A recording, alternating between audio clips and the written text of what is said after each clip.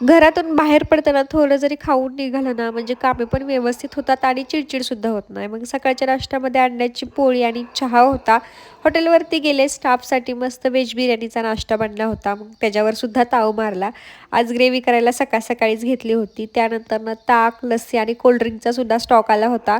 मग तो लावून घेतला. घरी जात असताना छोटी-छोटी मुले जांभळीच्या झाडावरती चढली होती. मग मी पण तिथं थांबले आणि म्हटलं चला आपण पण जांभळे काढूयात. मग माझ्या हाताला जेवढी खालून येतील तेवढी जांभळे काढली. त्यानंतर घरी गेले. बरेच दिवस झाला तर मी स्किन केअरकडे लक्ष देत नाही आहे. मॉइश्चरायझर, सनस्क्रीन लावायचं सुद्धा मला आजकाल कंटाळा येतोय. मग आज स्क्रब आणि फेस पॅक लावला. त्यानंतरनं वातावरण खूप छान झालं होतं. चहा ठेवला आणि मस्तपैकी आवरून चहा आणि खारी खाल्ली. कारण त्यानंतरनं जायचं होतं हॉटेलवरती आणि बाहेरचं वातावरण एवढं जबरदस्त झालं होतं ना, असं वाटत होतं हॉटेलला न जाता कुठेतरी फिरायला जाऊयात. पण काही ऑप्शन नसल्यामुळे आम्हाला हॉटेलवरच जावं लागलं आणि तिथं मला पार्सल रिसीव्ह झाला. आता यात काय आहे ते उद्या सांग.